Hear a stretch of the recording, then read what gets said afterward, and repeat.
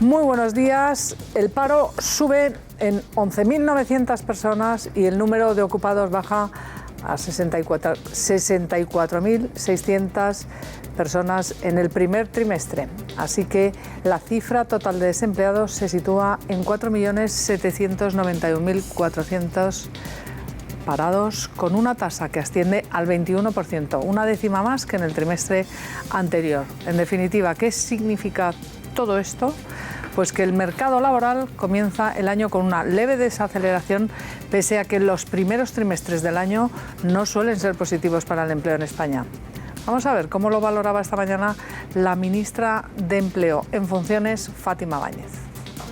Se aceleró el ritmo de creación de empleo en España, es decir, se mantiene en términos interanuales un crecimiento del empleo en torno a los 600.000 empleos anuales.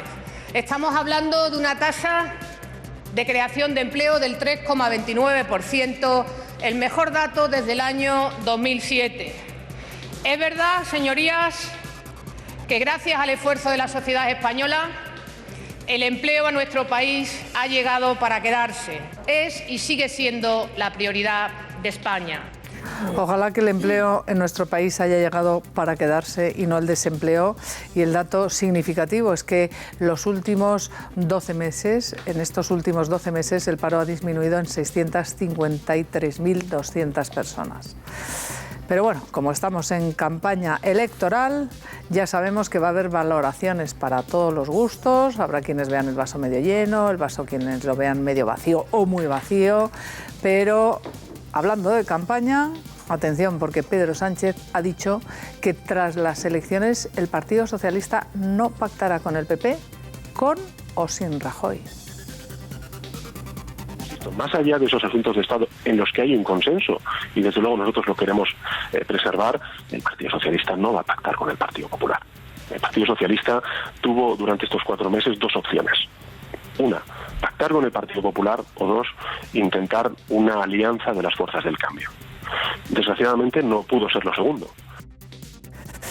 Bueno, así que fíjense ustedes, como los resultados sean medianamente parecidos a los del 20D, o hay gobierno de izquierdas, de todas las izquierdas, lo que llaman el Frente Popular, o no hay gobierno, porque si el Partido Socialista no cambia de idea, no piensan pactar con quien suman, digo, si sale algo parecido. Pero más allá de esta declaración, lo que al PSOE sí que le ha ocurrido ya es que se le ha caído del cartel la que fuera cabeza de lista por Barcelona, Carmen Chacón. Ha renunciado a ir en las listas y, atención, deja claro que es por motivos políticos. Y además también ha contado esta mañana, porque hace muy poquito ha ofrecido una rueda de prensa y ha dicho que se lo ha consultado a José Luis Rodríguez Zapatero. No sabemos por qué, pero lo vamos a ver en este programa. Lo único que sí que es seguro por ahora es que a Susana Díaz se le cae también uno de sus más firmes apoyos en caso de que quisiera optar a la Secretaría General en pugna con Pedro Sánchez, que eso no está abierto ahora. Pero recordemos que Chacón se presentó a las primarias contra Rubalcaba y ahora dice que hay motivos políticos. En fin, esto merece un análisis y fíjense qué fuerte lo que les voy a contar ahora. Crece el escándalo de la juez podemita Victoria Rosell y de qué manera. ¿Adivinan cuál es el origen de la causa por el que se le está acusando, la que el Tribunal Supremo le ha abierto a la investigación por prevaricación, cohecho y retardo malicioso de la justicia? ¿Saben el origen? Pues se lo voy a contar. Una denuncia que interpuso un sindicato de trabajadores, el sindicato USO, en defensa precisamente de los trabajadores, contra el empresario Miguel Ángel Ramírez por un presunto fraude de más de 21 millones de euros a la Seguridad Social y a la Hacienda Pública en el Juzgado de Las Palmas, en la que ella, Victoria Rosell, era titular. Y aquí está la clave. La juez podemita dejó que la causa durmiera en el sueño de los durmientes en ese juzgado durante 18 meses sin tramitar siquiera la petición de fianza que pedían las acusaciones. Y ahí esta es la cuestión de fondo verdaderamente importante. Y es que la que iba para ministra de Justicia de Pablo Iglesias resulta que no ha defendido desde su juzgado a los trabajadores cuando se les ha estado hurtando, según la querella, según la denuncia, el abono de las horas extraordinarias. Fíjense, esas horas extraordinarias se les pagaba a la mitad, porque es lo que decidió este empresario, por ese trabajo de horas extraordinarias. Pero es que encima decidió camuflarlas como dietas de viaje. Así que la juez podemita en contra de los derechos laborales de los trabajadores. ¿Y qué es lo que opina de todo esto Pablo Iglesias? Bueno, todo esto sin contarles el brutal lío que tiene este empresario con su pareja sentimental, que también lo vamos a analizar y lo contábamos ayer y lo hablábamos ayer con el ministro de Justicia en funciones. Pero antes, Víctor Arribas, muy buenos días. Buenos días. ¿Cuáles son las claves de este caso importantísimo de corrupción que Pablo Iglesias dice que no hay ninguna corrupción? Pues vamos con ello, Isabel. Muy buenos días a todos. Lo más importante de las últimas horas es que Pablo Iglesias, líder de Podemos, ha dado apoyo político total a Victoria Rosell, a la juez en excedencia, diputada en el Congreso Nacional, en el Congreso de los Diputados. Y no solo le ha dado apoyo total, sino que además ha anunciado y ha ratificado que volverá a ser candidata en la lista electoral de Podemos por la provincia de Las Palmas. Y esto no tiene nada que ver con el mensaje anticasta que traía este nuevo partido político. Veamos efectivamente las claves del caso Rosell. En primer lugar, los 3 delitos por los que ya se le investiga ahora en el Tribunal Supremo, dentro de unos meses o de unos días tal vez, seguramente en otro ámbito judicial.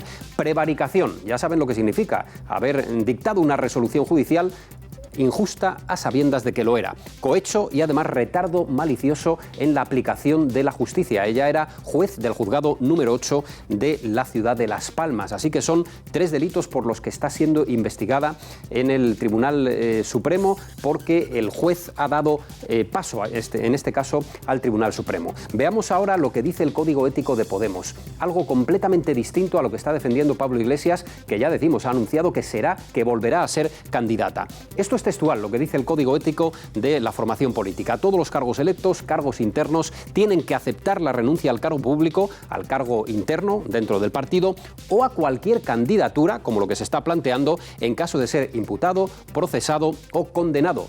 La imputación es la nueva investigación, es el nuevo término con el que se define. Y ahora vamos a ver cuál es la situación procesal de la diputada, todavía diputada, hasta el próximo lunes que se disuelven las Cortes. Está aforada en el Tribunal Supremo porque es diputada nacional, condición que va a perder el lunes con la disolución del Parlamento. Ella ayer mismo ha anunciado que renuncia a su puesto en la Diputación Permanente, con lo cual habría ampliado el aforamiento durante los 2 meses que vamos a tener un Congreso, digamos, en stand-by. Ha renunciado a la Diputación Permanente, con lo cual deja de estar aforada en el Supremo, pero volverá a estarlo en Canarias, en su condición de juez en excedencia. Así que será el Tribunal Superior de Justicia de Canarias el que decida, pues por ejemplo, dónde debe declarar ella como persona investigada. Estos son los vericuetos legales de un caso que políticamente es un auténtico escándalo, porque Podemos está defendiendo que irá en las listas, que no tiene tacha alguna, contradiciendo incluso su código ético, como acabamos de ver. La pregunta que hoy les formulamos aquí en Más Claro Agua: ¿debe retirarse Rajoy de la política como pide Pedro Sánchez? Es la cuestión que les hacemos, que ya aparece en pantalla y que pueden contestar afirmativamente en el 905-855-001. En caso de querer votar que no a esta pregunta, háganlo en el mismo teléfono acabado en 2. Y hoy les proponemos 3 etiquetas en la red social Twitter para que puedan dar cualquier opinión al respecto de los grandes temas de debate que van hoy en el Más Claro Agua. MCA Pablo con Rosell, por ese apoyo que ha dado el secretario general de Podemos a la juez en excedencia y diputada de esta formación política. MCA precampaña, ya saben que seguimos recogiendo mensajes políticos en relación a la repetición de las elecciones. Y radicales retratados, porque Isabel, seguimos recibiendo cada día noticias de cómo ese mundo radical trata de intimidar a los demás. De verdad que sí, y además es que hay que tragarse escuchar estos días, que es lo que estamos viendo, que verdaderamente revuelve el estómago, cómo califican de presos políticos Otegi y sus palmeros, ¿verdad? Izquierda Unida, Podemos, presos políticos a los terroristas asesinos, con miles de años, muchos, a sus espaldas, y sin embargo, ayer mismo en el Congreso de los Diputados, Leopoldo López, para toda esta jauría, no es un preso político, ni Leopoldo, ni el centenar de presos políticos que hay en Venezuela.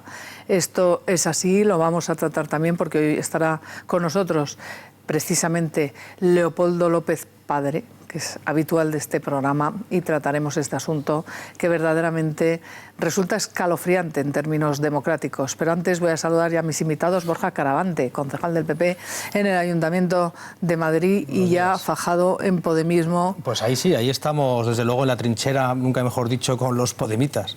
Bien, con alguna novedad de ayer, después de ese mapa con el que nos ha ilustrado la alcaldesa, el mapa de las deposiciones hubo caninas. Muchas novedades, como que van a continuar con el tema de la ley de memoria histórica, con ese sectarismo que ya han demostrado. Debatimos en el Pleno también sobre los ocupas y tuvimos noticias de que el propio concejal de seguridad lo que hace es justificar la ocupación por parte de esos movimientos tan cercanos a ellos. O sea que siempre hay novedades con los podemitas. Hay novedades y aquí las vamos a tratar, y les voy a presentar ya a Iván García, que es secretario federal de Movimientos Sociales del Partido Socialista. Iván, bienvenido a este programa. Días, un placer. Gracias por estar con nosotros. Sobre este momento pre-campaña que estamos viviendo ya, un titular sobre lo que vamos a vivir o nos queda vivir, porque hoy se aprueba la única ley de toda la legislatura, ¿no?, que es la prórroga del plan Prepara, que es esa ayuda de 400 euros para parados de larga duración que han agotado las prestaciones y que se va a prorrogar. Pues yo no sé si el titular es mucho tiempo perdido o una oportunidad perdida, pero en todo caso han sido 4 meses que no han servido para nada, sino para acentuar algunos problemas que venían ya derivados y a los que había que haber dado solución. Así que espero que las próximas elecciones, por lo menos, aunque dibujen un panorama, bajo a mi entender, ¿no?, muy parecido al que hemos tenido, seamos capaces a partir de ese momento de desbloquear la situación. Eso es, desbloqueo y sin día de la marmota perpetuo. Aquí está ya también Mari Pau Domínguez. Gracias por estar aquí, Mari Gracias Pau. por invitarme, buenos días. ¿Cómo lo ves así en versión titular?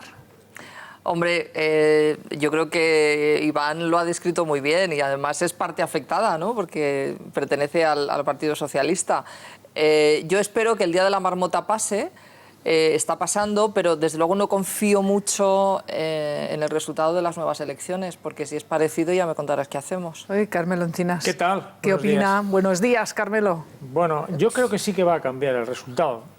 ¿Tú crees? No Sí. digo que puede que no cambie demasiado el equilibrio, pero sí que creo que se van a producir cambios, aunque solo sea porque yo creo que cualquier estudio demoscópico te dice que va a haber más abstención, como no podía ser de otra manera, porque estamos bastante furrados de política en estos 4 meses y ahí va a haber, digamos, un cierto cansancio y la gente se va a retraer. Y la abstención no reparte igual sus efectos según qué partidos. Aunque solo sea por eso, creo que va a cambiar. Otra cosa es que al final lo que sí que habrá es que negociar, y se tendrá que negociar con otro espíritu, todos, porque el que ha habido hasta ahora no ha funcionado. Esto, no cabe duda, es un fracaso. Está claro. Es un fracaso y no se debe volver a repetir. Pero ya están empezando a cambiar, ¿eh? Jaime González, yo creo que es el primero de los partidarios que ha dicho públicamente partidarios de la repetición de elecciones. Totalmente. Pero además no lo ha dicho hoy, ni ayer, ni cuando ya se ha constatado este fracaso final, verdad. sino hace ya mucho tiempo. Jaime, bienvenido. Pues muchas gracias. Yo siempre he dicho lo mismo. Para lo que podía haber pasado, y afortunadamente no pasó, a mí me parece que unas nuevas elecciones generales es una bendición divina ante el riesgo que se ha vivido en este país de que efectivamente se llegara a un acuerdo de eso que llaman izquierdas progresistas, que no es ni izquierda ni es progresista.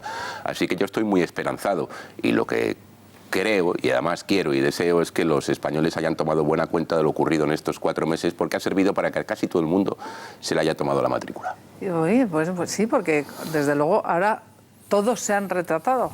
¿Todos o no todos, Pablo Montesinos? Buenos días. Yo creo que todos se han retratado y que algunos han hecho más el ridículo que otros en estos 4 meses que yo reconozco que han sido de cierto tedio para muchísima gente. Yo lo que le pediría a los candidatos a partir de ahora es que digan claramente sus opciones negociadoras, que digan claramente con quiénes quieren negociar tras el 26J, para que los españoles sepan de una vez por todas esa posibilidad negociadora de cara a las elecciones, y que vayan con su voto claro y que después sepan que ese candidato al que van a votar va a preferir a este o a otro y nunca va a votar con el siguiente. Yo creo que es el momento de decir las cosas claras porque creo que la gente está un poco harta del discurso político. Contigo, Oye, pero quiero que veáis algo que acaba de decir ahora mismo el presidente del Gobierno en funciones. Fijaros lo que pide, que vuelva la cordura en el Congreso de los Diputados. Ahora mismo lo ha dicho. Para mí este es el objetivo de los próximos 4 años, consolidar la recuperación, seguir creciendo y seguir creando empleo, y desde el punto de vista político lo que necesitamos para ello es un gobierno estable, serio y que vuelva a la cordura, porque ciertamente el espectáculo que hemos visto en estos 3 meses no ha sido muy edificante. Que vuelva a la cordura porque lo que se ha visto en estos 4 meses no es muy edificante. Que vuelva a la cordura y que cambien la actitud, incluida la de él, que tampoco ha sido una actitud demasiado positiva y demasiado activa en favor de ningún tipo de acuerdo. Yo pienso que sí que tiene que cambiar las actitudes.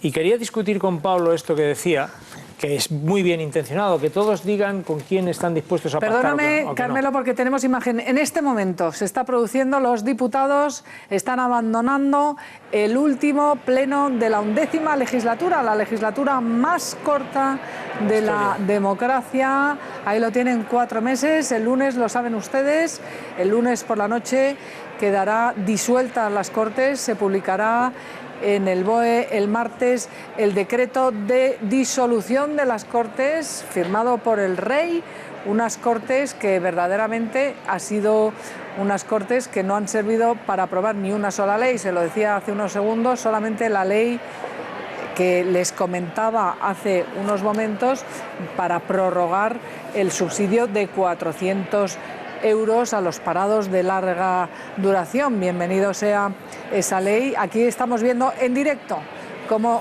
abandonan sus señorías el Congreso de los Diputados. Ya pistoletazo de salida electoral comenzó hace mucho, pero este es el último pleno de la legislatura. Hacemos una pausa rapidísima y veamos con toda la actualidad.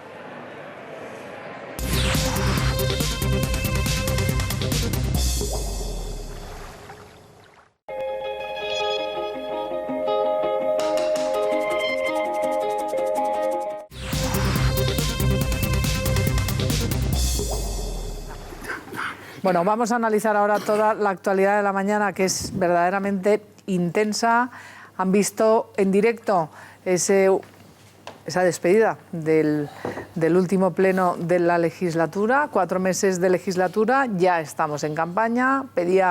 Pide Mariano Rajoy, ahí los tienen, ahí tienen esas imágenes que ya pasan a los anales de la historia de este fin de legislatura, una legislatura donde por primera vez, ya lo saben ustedes, ha habido doble sesión de investidura, con doble sesión de investidura fallida. No había pasado jamás en la democracia. Y ahora, lo saben, esta semana, miren cómo se despiden los podemitas.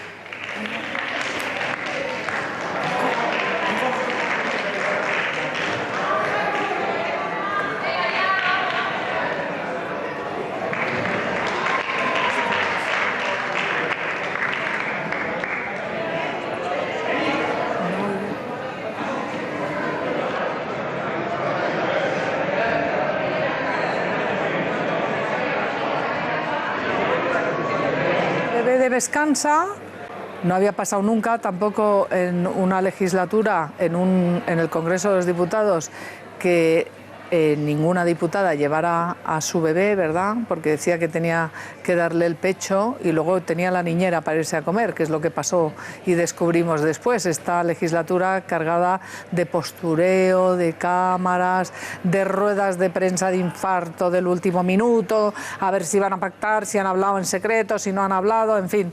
Todo esto ha concluido con este nuevo número que acaban de ver ustedes en directo de los de Podemos, para tener la foto mañana, para asegurarse otra vez más esa fotografía al grito de sí se puede.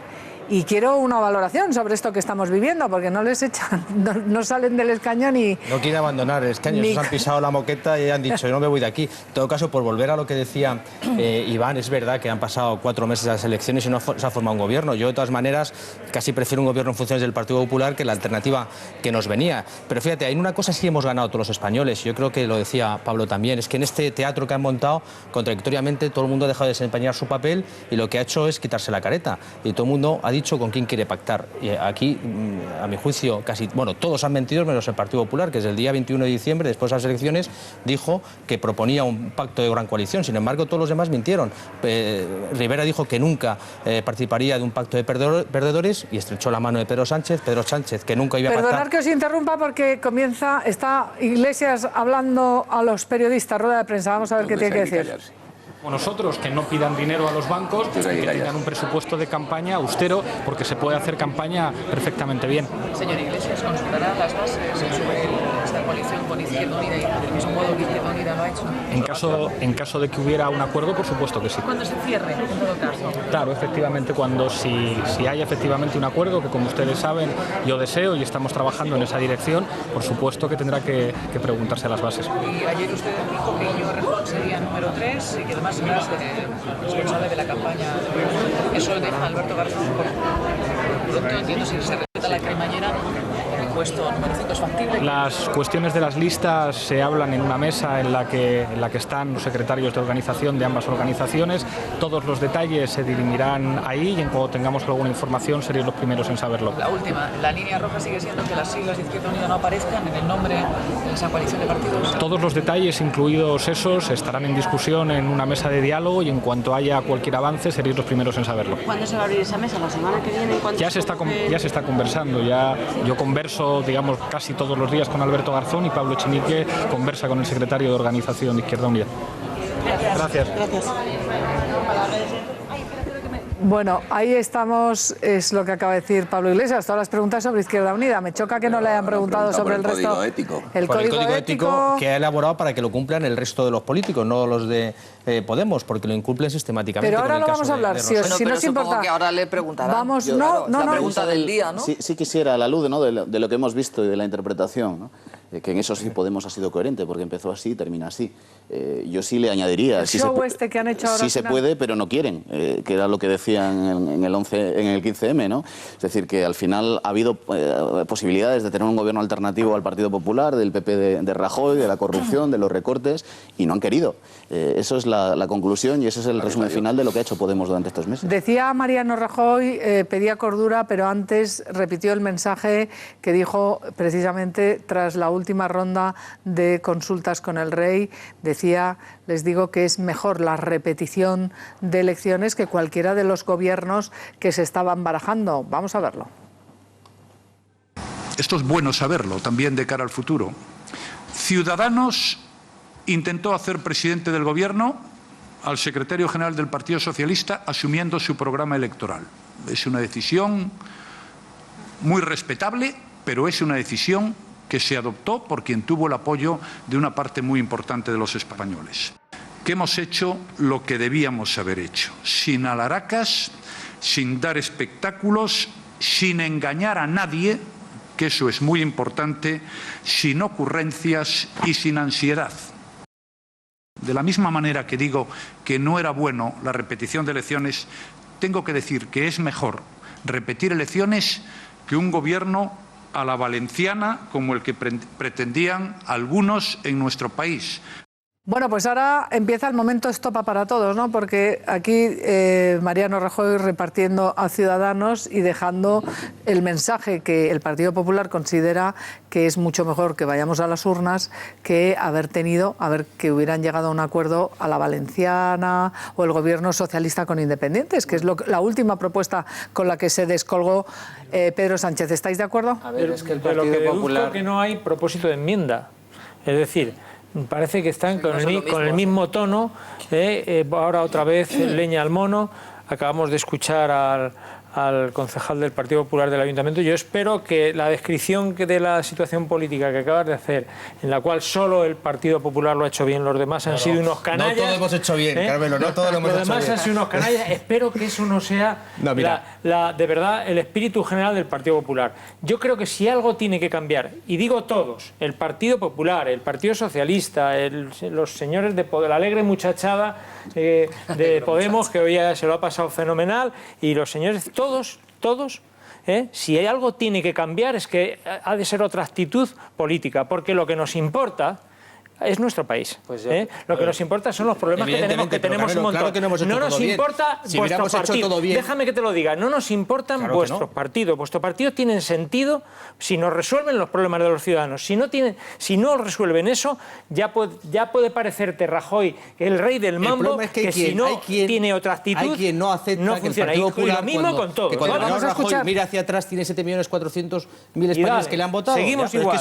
Seguimos mirándonos al ombligo. Seguimos mirando. Miramos las urnas y somos el partido que mayoritariamente han votado los españoles, lo queramos o no. Y evidentemente no hemos hecho todo bien, porque si no hubiéramos perdido 4 millones de votos o 3,5 millones de votos en las últimas elecciones. Pero evidentemente las hemos ganado y lo que debe suceder es que gobierne el primero, porque aquí se ha producido la paradoja de que el segundo, que es el Partido Socialista, pactó con el cuarto, que es Ciudadanos, cuando quería pactar con el tercero para echar al primero, que es el Partido Popular. No me digas que eso sí que no es un galimatías que no se puede entender en democracia. Y el problema es que aquí se están haciendo buenas las palabras de Artur Mas cuando dijo: no, es que después lo que hay que hacer es corregir el voto de las urnas en los pactos. ¿Os acordáis de esa frase? Porque el Partido Popular ni siquiera tomó la alternativa de intentar formar un gobierno, es decir, que es que no ha habido posibilidades ni siquiera de sentarse en una mesa. No es no al Partido Popular. Bueno, pero Podemos dijo que no se iba a sentar con Ciudadanos y al final se sentó una vez, pero se sentó, por lo menos lo intentó. Pero una pregunta, yo de verdad que ya sabemos todos lo que ha pasado, lo del rey, lo de cuando fueron, las rondas. Yo quiero hablar de futuro, quiero que veamos a Pedro Sánchez,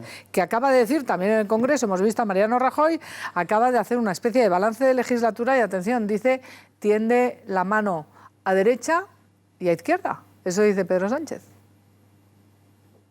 No pudo ser, pero estoy convencido de que será a partir del próximo 26 de junio, que los españoles apostarán de manera mucho más decidida por el cambio y que ese cambio espero que lo podamos liderar los socialistas. Y en ese momento yo les puedo asegurar que haré lo que he hecho durante estos últimos 4 meses, tender la mano tanto a izquierda como a derecha, porque España necesita grandes transformaciones.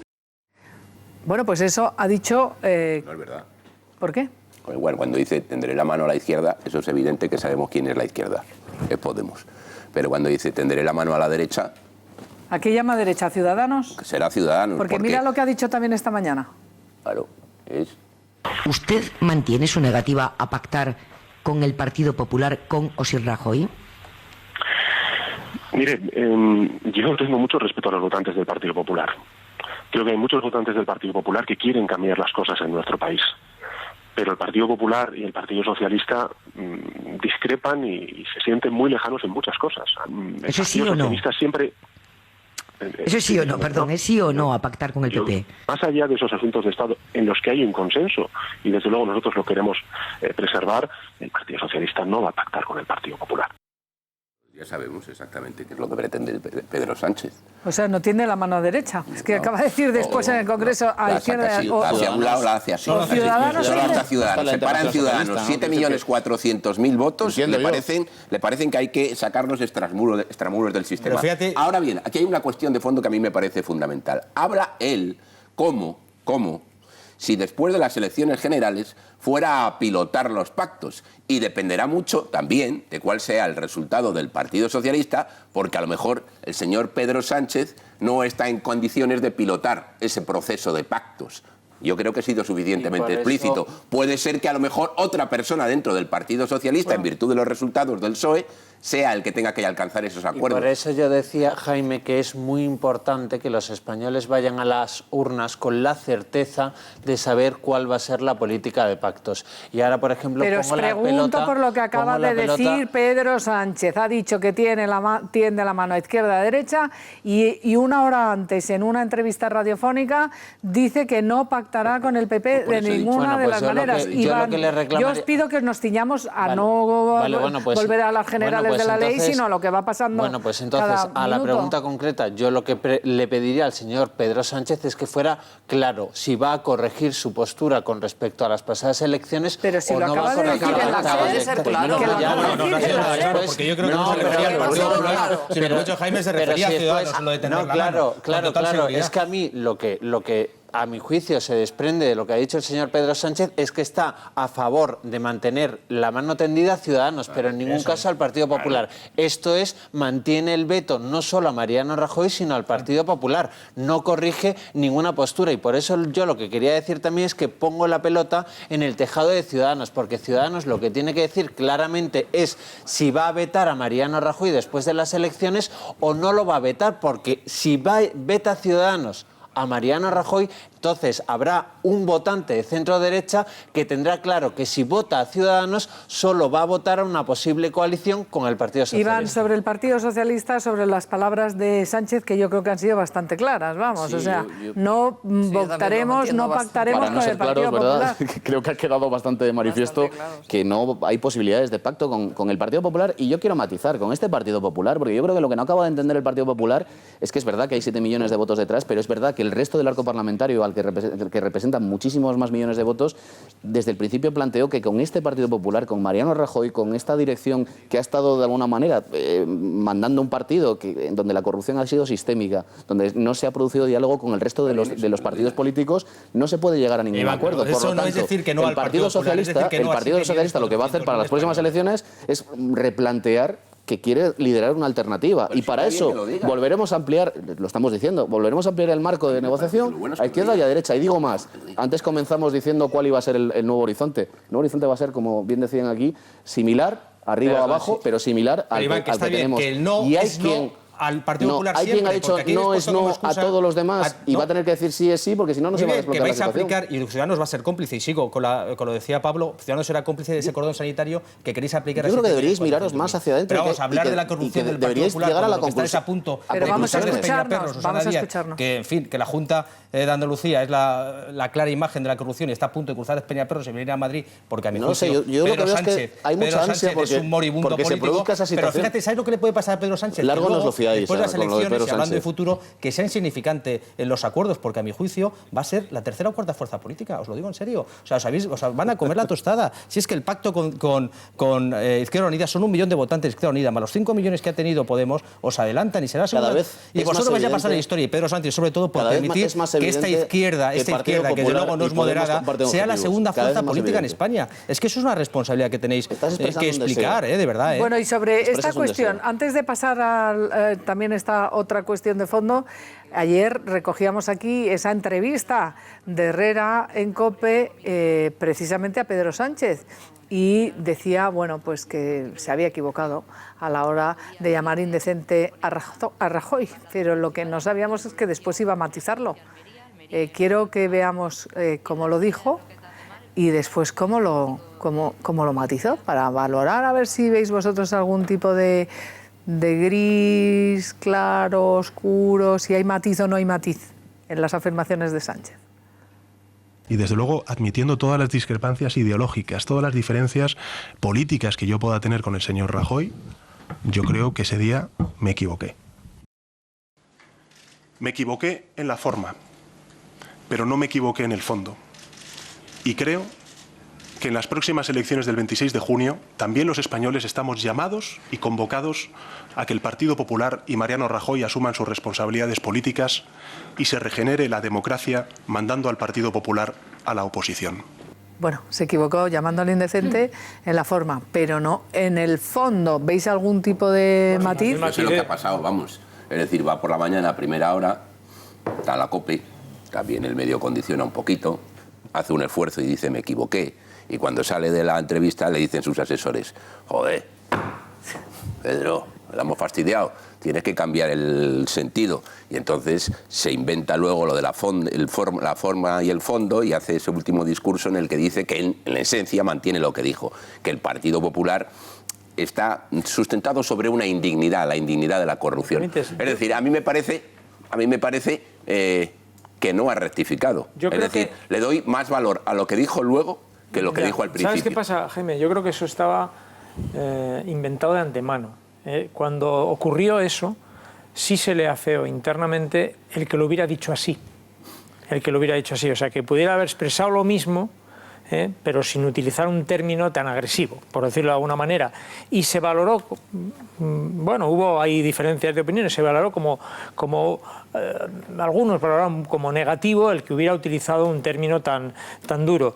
Y al final, pues eso es lo que ha ocurrido. Yo estoy de acuerdo contigo, el medio condiciona. Ahí te ves, entonces te dice, bueno, pues sí, yo me equivoqué, porque al final, pues el resultado es que en la forma, o sea, me equivoqué, pero él no lo dijo ahí en la COPE, lo de la forma, lo dijo luego después, cuando, no sé si por sus asesores o porque él mismo se vio en la necesidad de matizar cuando le preguntaron, y decir, no, el fondo de la historia es la misma. Yo creo que cuando el señor Rajoy dijo a Bárcenas que resistiera, pues eso es indecente, y punto, ¿no? Ese es un poco en la forma como en el fondo es evidente que el señor Sánchez se equivocó en ese debate televisivo, tanto en la forma, insisto, como en el fondo, porque quedó a mis ojos, y yo creo que a los ojos de muchísima gente, como un auténtico maleducado, y luego es que estaba hablando como un auténtico maleducado, ¿no? Y luego también en el fondo, ¿por qué? Porque está diciéndole y está acusando al señor Rajoy de ser culpable. Sí, por supuesto que es mi opinión, y por eso yo he dicho desde el primer momento que creo que se ha equivocado en forma y en fondo. Y aún más, es que yo creo que cometiendo esa falta de respeto al presidente del gobierno rompe todos los puentes con quien tenía y debe ser un interlocutor importantísimo para el Partido Socialista, no solo a la hora de negociar, sino también para los asuntos de Estado. Tú no puedes dirigirte así al presidente del gobierno y al representante de la formación mayoritaria de los españoles. Y de fondo también. Y ahora también me voy al fondo. Y ahora también me voy al fondo. No puede, el señor Sánchez no puede acusar a Rajoy de todos los problemas de corrupción que han afectado al Partido Popular. Se le puede decir al señor Rajoy, ¿por qué usted ha guardado silencio por los temas de corrupción? Señor Rajoy, ¿por qué usted no echó a esta persona? Pero no se le puede acusar de todos los asuntos de corrupción, porque yo sigo creyendo a la palabra de Rajoy cuando, por ejemplo, en el caso Bárcenas, dijo que no sabía absolutamente nada. Si tú no crees la palabra del señor Rajoy, me parece bien, pero no hay sentencia judicial en contra de Rajoy. Ya, pero bueno, entiendo que a ti sí te importa y sí te interesa mi opinión, ¿no? A mí me interesa tu opinión, pero es que no está en discusión tu opinión o la mía. No, ya, pero es que lo que está en discusión, Pablo, no puedo dar si fue un error. Es mi valoración. Si fue un error, yo digo que en forma y en fondo se equivocó. Escucha un poco. Hombre, lo que te quiero decir es que no está en discusión lo que tú opines o lo que yo opine sobre el señor Rajoy. Lo que está en discusión es lo que opinaba el señor Sánchez en aquel momento. Y si se equivocó o no se equivocó. Él lo que te dice es que no debía haberlo expresado así, pero que él sigue pensando eso. Otra cosa es lo que tú pienses o lo que yo piense, eso da igual aquí. Pero entonces no hay, hay error en la parte formal. Por favor, hay error en la parte formal, porque él nunca debió decir eso, porque es muy agresivo. Yo es que creo que ya pero está. él sigue pensando eso y eso es lo que expresa. Digo lo que expresa él. Vamos a también las últimas, porque ya ven, ahora se mueven. Antes se querían intentar llegar a un acuerdo por el bien de España, decían. ¿Y con quién? Pues con Podemos. Hemos pasado de no pactaré con el populismo a lo mejor es un pacto con Podemos. Lo que pasa es que tienen que aceptar mi pacto. Por ejemplo, que yo sea el presidente y ponga independientes. Pero pactar con el populismo, ese mismo populismo, pues que... no sé, que ensalza a Arnaldo Otegi, que lo lleva al Parlamento Europeo, que llama presos políticos a toda la gentuza condenada por serlo, porque estoy hablando de asesinatos, de crímenes horribles, pero no. Pero vamos, antes de llegar a eso, la opinión de Pedro Sánchez, porque claro, ayer decía el propio Pedro Sánchez que son tan de izquierdas los de Podemos, que lo que han hecho por primera vez es vetar la investidura de un presidente de izquierdas. Y vean también lo que le respondía Íñigo Errejón, que todavía está ahí. El niño sigue, por lo menos hoy. Son tan de izquierdas, que lo que han hecho ha sido por primera vez en la historia prohibir y vetar la investidura de un presidente de izquierdas y permitir que el presidente del gobierno más retrógrado de la historia de la democracia, como es Rajoy, continúe en el gobierno. Fijaros si son de izquierdas.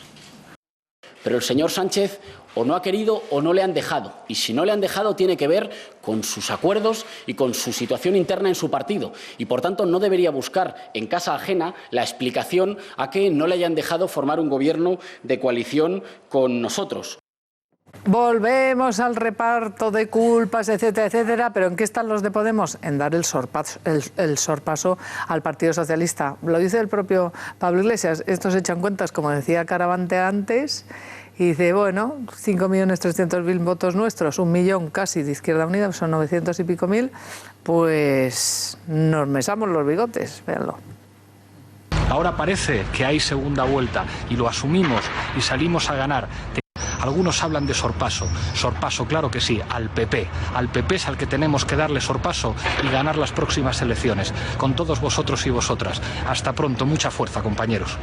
Sorpaso al PP. Dice, pero en realidad quien es el come-come, ya se ha comido Izquierda Unida y como se fusione con ellos, ticri, pero al que le toca lo siguiente no es al PP, es al Partido Socialista. Lo que pasa que Iglesias solo habla del PP, porque es que tiene ahí la fleja. Yo, francamente, yo no creo en estas sumas que se hacen. No, pues nos juntamos con el millón de votos. Hombre, es evidente que si van de la mano de Izquierda Unida, tienen más posibilidades de alcanzar votos, de recoger votos, y probablemente Izquierda Unida sea el flotador o el salvavidas que le saque de una situación en que según las encuestas, luego te puedes creer las encuestas o no, pero es lo que tenemos, las distintas encuestas sí que dan una caída de Podemos. Entonces puede salvarle Izquierda Unida, pero no, atención, porque eso no es, dependiendo de cómo se produzca primero esa fusión, esto no es una suma sistemática de los electores. Hay mucha gente que vota Izquierda Unida y que no está dispuesta a votar a Podemos. Sí, pero la diferencia, Carmen, son solo 300.000 votos del PSOE y Podemos.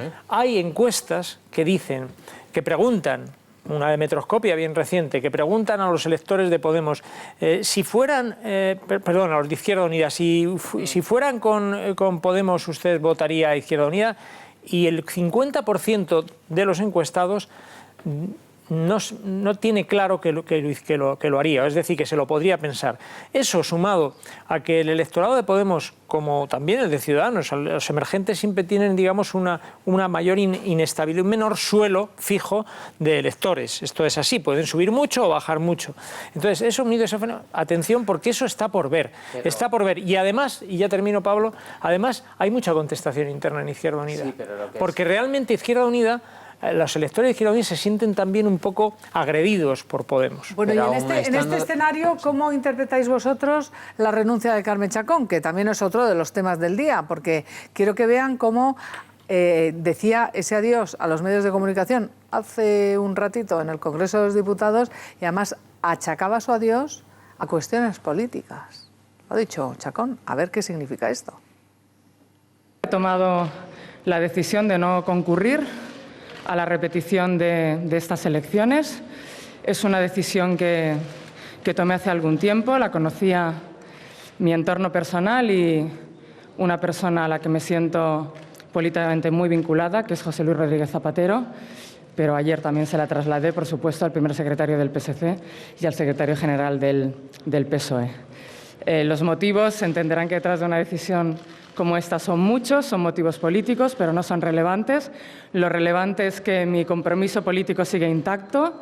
Mira, a mí las primarias me gustan siempre, pero no estaba pensando en absoluto en presentarme a estas primarias. Durante estos 4 meses todos mis esfuerzos han estado puestos en que tuviéramos un gobierno progresista en este país. Y siento muchísimo que no hayamos sido capaces. Bueno, pues fíjense, eso decía Carmen Chacón, también le han preguntado a Pedro Sánchez.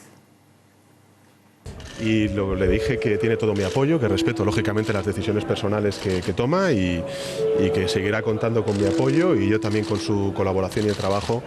Bueno, yo soy el secretario general del Partido Socialista y por tanto, pues como una de mis principales colaboradoras, pues me lo cuenta cuando ella estime, no hay ningún problema. ¿Qué hay detrás de esta renuncia? Espera, que está con nosotros Iván García, que es secretario federal de los Movimientos Sociales del PSOE. ¿Cómo se ha interpretado en el Partido Socialista esta renuncia? Bueno, Karma yo creo que también ha añadido cuestiones personales que yo creo que también tendrá que valorarlas ella misma. Yo lo lamento desde el punto de vista de que es una persona muy válida y una persona con un capital político estimable, pero bueno, yo creo que hay que respetar también y que también tenemos personas que pueden ocupar su puesto con mucha suficiencia. En todo caso, se queda en la Ejecutiva Federal, en la que era responsable de Relaciones Internacionales. Y si me permite solo añadir una cuestión más con respecto al debate anterior, yo que todavía tengo memoria pese a que parezco más joven de lo que soy. Todavía tengo memoria de aquel pacto con Izquierda Unida cuando se presentó Almunia a la candidatura de como presidente del Gobierno, y me acuerdo de las cuentas de la lechera en aquel momento y del palo tan inmenso que recibimos Izquierda Unida y el Partido Socialista. Luego esto de sumar en política... Sí, pero ese palo, Iván, ha sido superado por el desastre electoral de Pedro Sánchez, que ha bajado incluso más de lo de Almunia, más que Rubalcaba y más que lo que el suelo histórico del Partido Socialista están los 90 diputados de Pedro Sánchez, más de sin 60 juntarse diputados, con ¿no? nadie. Que estamos en pero este es el momento suelo nuevo. Pero no me volváis al debate anterior, por favor. Yo quiero preguntaros por cómo se lee, porque hay varias interpretaciones.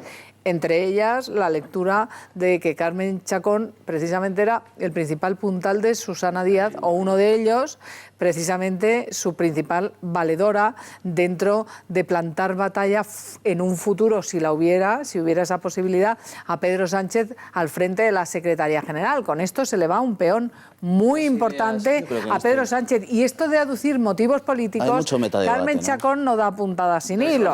¿Por qué? Dos ideas claves y breves.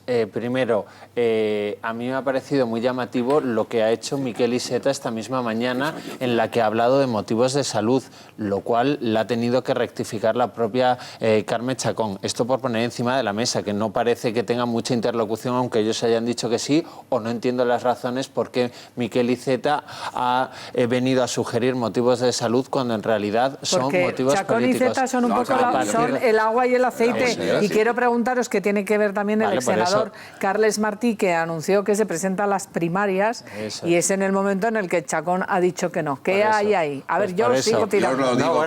Ese es el argumento. Segunda idea, me ha llamado... Bueno, te dejo inmediatamente. Es muy fácil de entender porque la señora Carmen Chacón... Dice Iceta, alude hay a un motivos enfrentamiento a muerte con el secretario general de los socialistas catalanes, el señor Iceta. Cuando ella dice motivos personales, no, son motivos de persona, una persona en concreta, Miquel Iceta, que es el que manda en el PSC. Ella quería entrar bajo palio. Claro, el hecho de que tenga que ir a primarias y que le pongan un candidato alternativo puesto por Iceta que puede dificultar su ascenso o ganar esas primarias, pues a ella la llevaba a dar el paso. Es decir, se estaba movilizando una parte de los socialistas catalanes en contra de la señora Chacón y le habían puesto un candidato fuerte para las primarias. Y entonces ella ha dicho, me voy.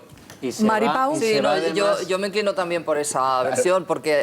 Vamos a ver, Carmen Chacón no es precisamente una persona sin conocimiento y a la que coloquialmente le puedes decir no es muy lista. No, Carmen Chacón es muy lista y de política sabe un poquito. Exactamente, tiene muchísimo olfato político. Si ella se va es porque efectivamente ha visto que no tenía mucho que hacer. Y en cuanto a Susana Díaz, bueno, se le va un puntal, pero Susana tiene más puntales, o sea que no se va a ver quebrada la fortaleza de Susana Díaz porque Carmen Chacón se va a... Quiero recordaros la mención... Se ha despedido, rápidamente, se ha despedido citando muy claramente a José Luis Rodríguez Zapatero. Ahí va, esa mención a Rodríguez Zapatero... Ha hecho referencia a José Luis Rodríguez Zapatero, a la que se siente muy unida, a Pedro Sánchez. Quiero preguntaros esa lectura, ¿por qué saca ahora a pasear a Rodríguez Zapatero diciendo que a él sí se lo ha consultado y que se siente muy unida a él? Quiero recordaros precisamente un ilustre socialista como Joaquín Leguina, expresidente de la Comunidad de Madrid. Fíjense lo que decía de por qué José Luis Rodríguez Zapatero nombró ministra de Defensa a Carmen Chacón.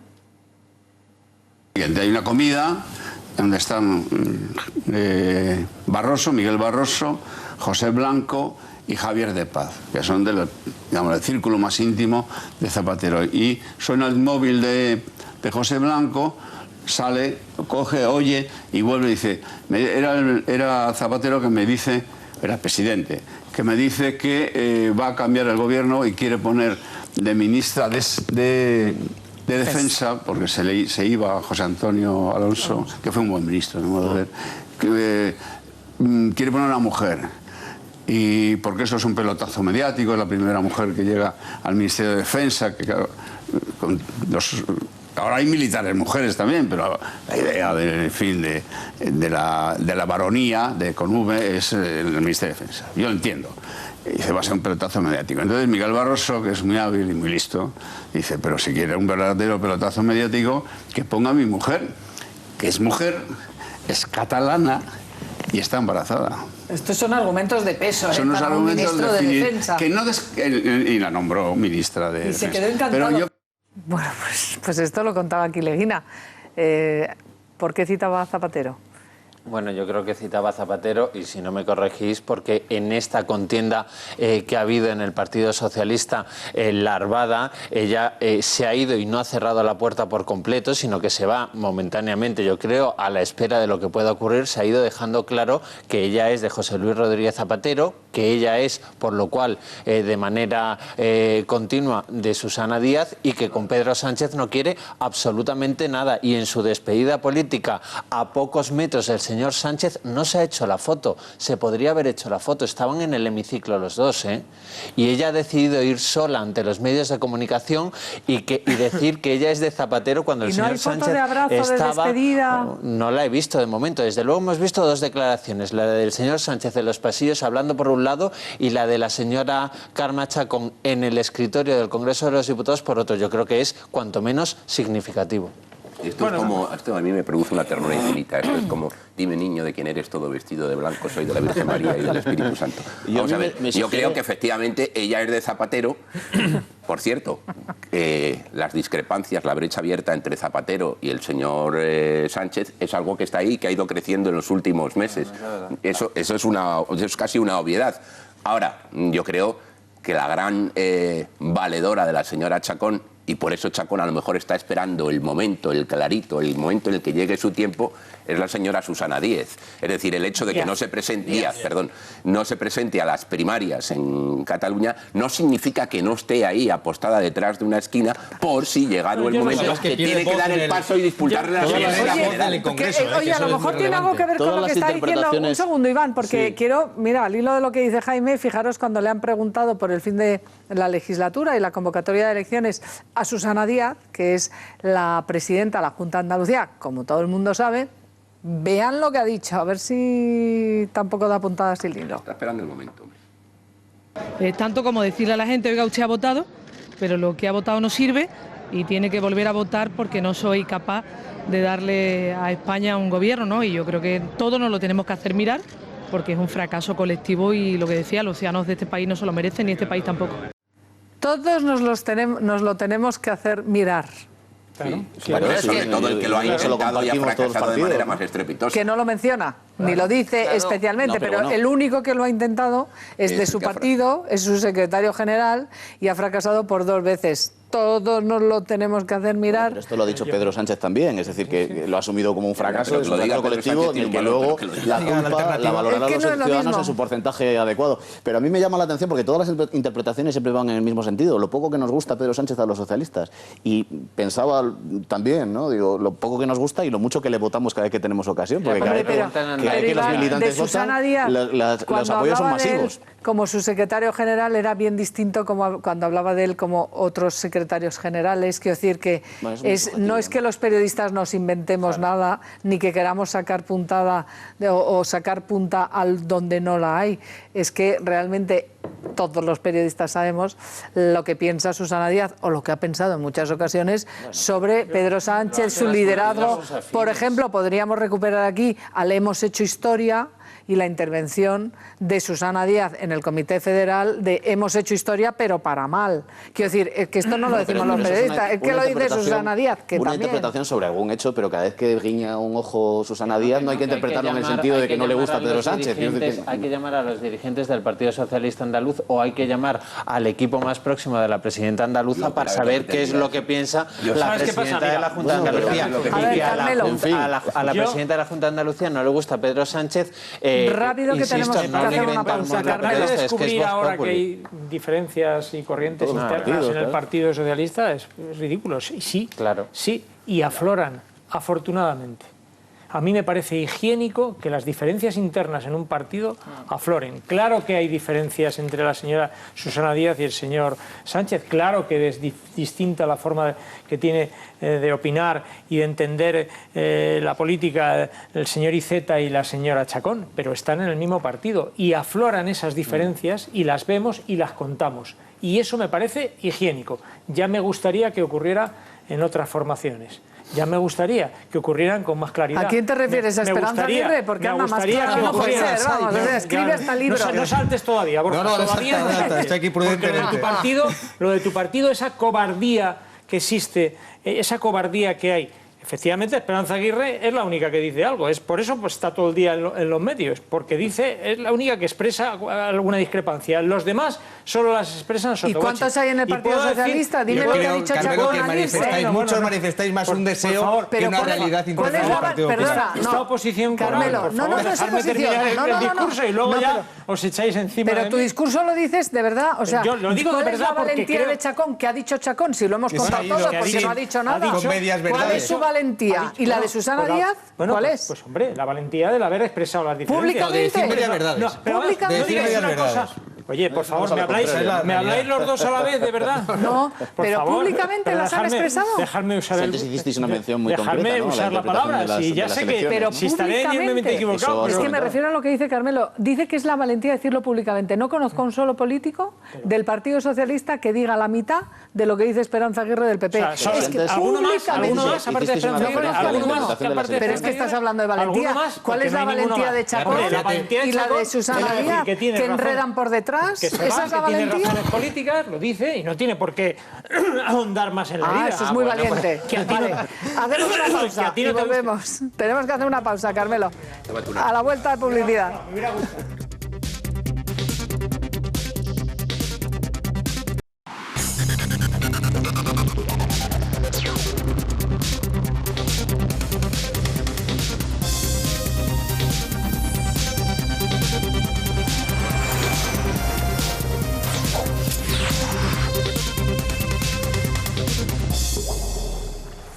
Pues les voy a enseñar esto que tengo aquí, que se llama Código Ético de Podemos a partir de hoy, bueno, ya antes, pero es el código estético, porque realmente es una tomadura de pelo, ¿no? Estos que vienen a regenerar la política y hacen documentos bonitos, así con caritas de la gente, porque los de Compromís ponían arbolitos, estos ponen gente, ¿no? Vienen a representar a no sé qué gente, hacen códigos éticos, dan lecciones de moral, quieren ver cómo llaman corruptos. Siempre al PP, ¿eh?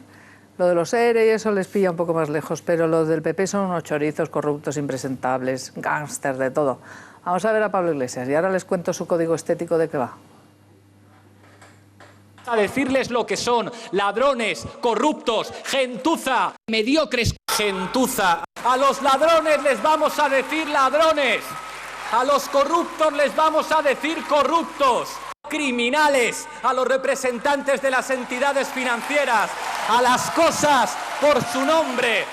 ¿Y cómo se le llama a una juez que tiene a su pareja cobrando un pastizal de un empresario, para más señas, presidente del Club Deportivo de Las Palmas, desde el año 2003 hasta 2011? Oiga, no un añito, dos. ¿Cómo se le llama a la pareja del empresario que está de la juez que está poniendo el cazo, ¿verdad?, para un proyecto mediático, le pide ayuda, oiga, me da usted dinero, y se lo va dando añito tras añito, pin, pin. ¿Qué pasa? Los sindicatos denuncian a ese empresario que le da dinero a la pareja de la señora jueza, ¿y qué hace la jueza? ¿Tramitar rapidísimo la causa? No. ¿Qué hace la jueza? ¿Investigar a fondo? No. Tener parado el caso durante 18 meses en su juzgado, esta juez podemita, Victoria Rosell, y resulta que después, claro, el Tribunal Supremo ha decidido ayer, se lo contábamos aquí, o antes de ayer, se lo contábamos aquí en directo, el Tribunal Supremo decide que hay motivos para acusarla de prevaricación, hay indicios suficientes de delito de prevaricación, de cohecho y de retardo malicioso de administración de justicia. Todo eso le dice el Supremo a la señora juez. ¿Y qué es lo que dice Pablo Iglesias? Pues que su código estético era para tomarnos el pelo a los españoles, porque ellos que venían a regenerar la política y que llaman chorizo y corrupto a todo pichichi, cuando la presunta corrupta es quien iba a ser su ministra de Justicia, se le descubre un tomate de este calibre, y lo dice nada menos que el Tribunal Supremo, después de varias denuncias, que por cierto algunas las archivaron, habrá que ver por qué. Pues miren lo que dice Pablo Iglesias, contra los corruptos cuando son propios, ¿eh? En ningún caso, la juez Rosell tendrá que declarar y si después de declarar ante el juez entiende que hay algún hecho constitutivo de delito, se aplicará el Código Ético con toda su rigurosidad, pero tendrá que declarar primero. Ay, tendrá que declarar primero, pero esto no lo dice el Código Ético. Y además, ¿quieren ver cómo defiende a la juez Rosell? Vamos a ver cómo la defiende, cómo cree que es inocente y que no tiene nada que ver con la corrupción. Nuestra confianza en Vicky Rosell es absoluta. Hoy hay una cosa muy clara. Nadie podrá decir que Victoria Rosell ha pretendido esconderse en la Diputación Permanente. Creo que esto es un ejemplo de cómo hacemos las cosas nosotros. No hay que olvidar que quien denuncia a Vicky Rosell ha tenido que dimitir como ministro por mentiroso. Y nuestro apoyo a Victoria Rosell es absoluto y estoy convencido de que será la mejor candidata para que ganemos las elecciones en Canarias. Pues sepan ustedes que Pablo Iglesias miente. Pablo Iglesias miente. La juez Rosell se va del Supremo. Cuidado, lo que le da miedo es que le investigue Antonio Marchena, que es el que ha dicho que hay indicios suficientes, que es un magistrado muy serio del Tribunal Supremo. Y hay toda una serie de jueces en el Tribunal Supremo que ya tienen precedentes por condenar por unanimidad, por prevaricación, a otros jueces, muy amigos de Podemos también, por cierto, como Baltasar Garzón. ¿Y qué es lo que pasa? Que renuncia a la juez Rosell a la Diputación Permanente y, por lo tanto, al aforamiento ante el Supremo, porque deja de ser diputada nacional, pero sigue siendo juez. Y por lo tanto su causa no la va a ver un tribunal ordinario, la va a ver un tribunal mucho más político, lo vengo diciendo desde hace muchos años, hasta en los libros, que son los tribunales superiores de justicia, que normalmente los parlamentos autonómicos, los parlamentos autonómicos designan a los magistrados. Y esto tiene truco, que no nos engañen, porque vean lo que dice la propia juez, es que los hay que hasta mienten en esto, en vez de decir, no, es que me voy a un tribunal que me gusta más porque el Supremo me da miedo y encima lo vendo como que renuncio a un privilegio. Nos toman por tontos, vean a la juez Rosell. Esta renuncia supone prescindir del privilegio que puede conllevar el aforamiento ante el Tribunal Supremo y el suplicatorio e ir al tribunal ordinario que me corresponde como la persona que era en el momento en el que me están queriendo preguntar o investigar si cometí alguna irregularidad. Nosotros tenemos una exigencia ética, creo que insuperable comparada con otros partidos políticos, que a mí me lleva a querer renunciar a la Diputación Permanente y no esconderme en este órgano durante este tiempo. Miente la juez Rosell, no va a la jurisdicción ordinaria, va a otro tribunal de privilegiados que son para los aforados autonómicos y los jueces. Y como ella vuelve a ser juez, porque ella en cuanto deje de ser diputada vuelve a ser juez, no le juzga el Tribunal de Instrucción de turno de Canarias, de Las Palmas, porque esto va a pasar en Las Palmas, no, le juzga el Tribunal Superior de Justicia de Canarias, un tribunal ad hoc para políticos y para aforados, porque ella va a seguir siendo aforada porque sigue siendo juez. Jaime González, ¿tu opinión? Bueno, tú lo has explicado todo. Primero, doble mentira, la de Pablo Iglesias y la de la propia magistrada o diputada, me da igual. Ella otea el horizonte, dice, uy, en el Supremo mi horizonte penal se me complica mucho. Me voy a buscar, naturalmente, las tablas, la salvación de las tablas en el Tribunal Superior de Justicia de Canarias, que por cierto ya alguna vez ha sentenciado a favor de esta señora, porque estas cuitas jurídicas vienen de largo. Es decir, ella busca el respaldo de los suyos. Ahora, aquí hay una cuestión de fondo, más allá de que lo evidente es que se han pasado por el arco del triunfo el Código Ético de Podemos, que en su apartado 11.g dice claramente que aquel que esté en una situación como la señora Rosell, lo que tiene que hacer es no puede ser incluida bajo ningún concepto en las listas. Si la van a incluir en las listas, que ya veremos si la incluye, puede pasar lo siguiente, que la señora Rosell vaya otra vez a darse de bruces con el Supremo. Ahí es donde tiene una encrucijada el señor Pablo Iglesias. A ver si es tan gallito de meterla en las listas sabiendo que si la mete en las listas y sale elegido, va a darse otra vez cara a cara con el Tribunal Supremo, que no es el Tribunal Superior de Justicia de Cataluña. Que va a ser candidata, lo acaba de decir Pablo Iglesias. A ver si es que el código estético, como decía Isabel, que ha redactado para que lo cumplamos los demás, porque claro, la exigencia ética es solo para los demás, a los de Podemos no les afecta. Esta señora hay que recordar que no es la primera vez que miente, Jaime, no es la primera vez que miente, porque acordaos que mintió cuando dijo que ya no se había enfrentado a los guardias civiles en el aeropuerto. ¿Os acordáis que montó un lío a los guardias civiles porque le habían revisado la maleta, o que había montado el lío también a la gente, al personal de AENA, porque no le han abierto la sala VIP del aeropuerto, ¿no? Pues este es el personaje, lo que son unos caraduras. Y como él dice que las cosas hay que llamarlas por su nombre, pues yo lo llamo, son unos caraduras. Y muy rápidamente les retrata, porque con todos los respetos, la próxima vez que el señor Iglesias pida alguna formación política que eche de sus responsabilidades a algún dirigente político porque esté señalado por la justicia, se le podrá echar en cara con razón que con su diputada de Canarias no ha hecho absolutamente nada. Aún más, ha engañado a los ciudadanos. Yo creo que ayer se intentó engañar a la opinión pública con lo de la Diputación mañana, Permanente. Pero si hemos visto a Pablo Iglesias y esta mañana en este también, pleno de la mentira, también. porque se ha despedido de esta legislatura en el Congreso de los Diputados mintiendo. Ha dicho que están cumpliendo el código ético, que está mintiendo. Ha dicho que ha renunciado a un privilegio, está mintiendo. Pero es que sigue teniendo un aforamiento especial por ser juez. Se va Pablo Iglesias mintiendo, algo que me parece gravísimo. Sí, no, pero es que además es que con la triquiñuela de la Diputación Permanente lo que intentaron era incluso vender que ellos lo que estaban haciendo era el máximo de la firmeza contra la corrupción, cuando en realidad hemos sabido, porque tú lo has explicado muy bien, que va a seguir estando en un tribunal diferente y con especial, que es el Tribunal Superior, y además va a ir en las listas. A ver, hay que distinguir, por un lado, lo del código ético de Pablo Iglesias, efectivamente no se entiende. Si él dice que hay que esperar a que Rosell acabe declarando y tal, vale, pues perfecto, nada que decir, que cambien el código ético y entonces en lugar de quitar de las listas a un investigado, antes imputado, pues que quite al que es procesado, porque entonces no tiene sentido. Es así de fácil. Es así de fácil, que cambien el código ético o si no, que no metan las listas a Rosell. Pero las dos cosas no son compatibles. Y en segundo lugar, lo de Victoria Rosell, en sí mismo el caso estáis dando por hecho que, o sea, esa interpretación de que ella se va elude el Supremo y se va a un tribunal especial que le va a ser favorable. Hombre, estáis diciendo una cosa muy grave, estáis dando por hecho que nada menos que el Tribunal Superior de Justicia de Canarias se va a posicionar a favor de la señora Rosell, haga lo que haga la señora Rosell, o tenga razón o no tenga el Tribunal Superior. O sea, yo en este momento, un portavoz del Tribunal Superior de Justicia de Canarias estaría quejándome de comunicado. Como yo soy la primera que lo he dicho, yo no doy por hecho eso. Yo lo que doy por hecho es que lo estáis ella... dando por hecho. No, Maripau, yo he dado por hecho que ella prefiere el TSJ al Tribunal Supremo. Pero porque que le es favorable, y además, y he dicho otra cosa.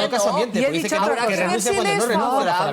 Bueno, pero esa es otra cosa, Borja. Estoy diciendo que dais por hecho que un tribunal le va a ser favorable. Yo, de ese tribunal, ya estaría saliendo diciendo, hombre, decías tú del código ético. En Madrid, la portavoz del ayuntamiento está condenada, no está imputada, investigada, no está procesada, no está testificando, está condenada. Oye, ya está estamos hablando de la señora Rosell. Oye, por último, si se meten en la Diputación Permanente para tener la justicia más fácil y evitar el tribunal ordinario, entonces lo criticamos. Si se salen de la Diputación Permanente para irse a otro tribunal que no sea el que se supone donde puede tener más, entonces yo no me aclaro, la verdad. Oye, no, cuidado, porque yo con este tema de los jueces... Si es un partido, criticamos que se queden en la Diputación Permanente, y si es otro, criticamos que abandonen la Diputación Permanente. Los magistrados de los tribunales superiores de justicia, hay una parte que los eligen los políticos directamente. Perdón, y digo que a los políticos les gusta que les juzguen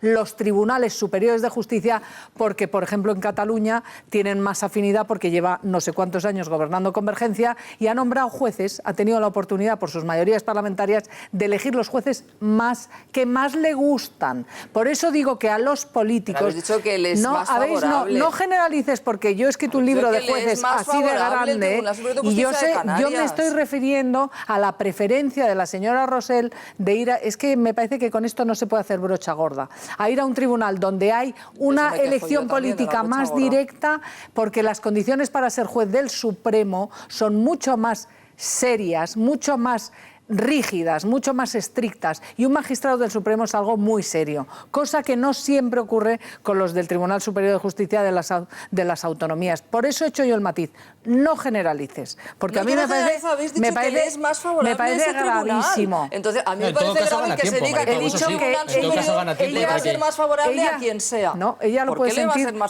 sentir más cercano y lo puede preferir como lo prefieren, de hecho, la mayoría de los políticos. Es lo que yo he dicho, no he dicho nada más. Yo modestamente no tengo documentado todos esos matices jurídicos que habéis expuesto aquí, que entendéis que le puede ser más favorable un tribunal que otro. Vosotros lo entendéis así, y según ese razonamiento, lo que más le interesa a ella es no estar en las elecciones, con lo cual, si me permites, con lo cual el razonamiento es muy fácil. El señor Iglesias puede pedirla que vaya como candidata, puede sostenerlo públicamente proclamando su inocencia, pero ella decir yo no quiero para nada. Oye, por favor, yo os pediría que tuvierais un poco de respeto. Vamos a escucharle. De verdad lo digo, ¿eh? Vamos a escucharle. Déjame hablar, no. Yo pido un poco de respeto. No, déjate opinar cuando tengas que opinar tú. Pero yo acabo cuando acaba de empezar, porque no habéis tenido el mínimo respeto para poder expresarlo. Oye, aquí se respeta a todo el mundo. Simplemente pido un poco de respeto, nada más, con eso me conformo. Entonces, siguiendo ese razonamiento, claro, lo tendría bastante fácil Pablo Iglesias. Bueno, yo quiero que siga, pero ella no quiere seguir porque ella no quiere causar ningún problema a Podemos y, por tanto, asunto terminado. Es evidente que la imputación de ella no es compatible con ese código ético, porque uno de los delitos que se le imputa es el de cohecho, y cohecho está dentro de ese apartado del código ético de Podemos, que dice que los casos de corrupción, porque no está en todos los casos, pero el de corrupción aparece y cohecho es corrupción. Y por tanto, a mí me parece que lo tiene bastante fácil la jugada. Si es esto, como vosotros lo contáis, que yo modestamente digo que no tengo la información suficiente para... Creo que su preferencia al final es una opinión. Lo que no es una opinión es que nos mientan. Y decir que ha renunciado al aforamiento es mentira. Ha renunciado a la Comisión Permanente al aforamiento del Supremo, pero tiene otro aforamiento especial porque tiene doble aforamiento esta señora en el momento que ser diputada. Entonces, la cuestión de sus preferencias, allá ella. Y la cuestión, veremos si la jugada final es la que ha descrito Carmelo, que al final no vaya. Si van las listas es la clave.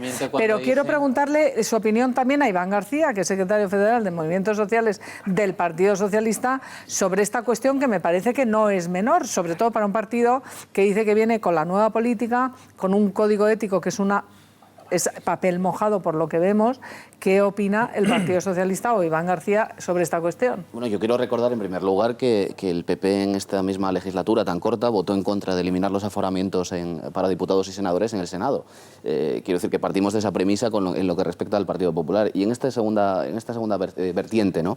Más allá del debate sobre el aforamiento, a mí lo que me parece especialmente grave, y yo creo que no es solo con la corrupción o con cuestiones de corrupción relacionadas con la política, es la discrecionalidad con la que Podemos actúa en cada uno de los momentos. Es decir, que marca una serie de criterios muy estrictos para los demás, pero a la hora de la verdad, el código ético, las normas incluso para integrar candidaturas, son simplemente la voluntad de Pablo Iglesias en cada momento. Yo quiero recordar que Podemos llevó un condenado por agresión como el señor Boador en sus listas, que estuvo a punto de ser diputado nacional y que hoy está en prisión.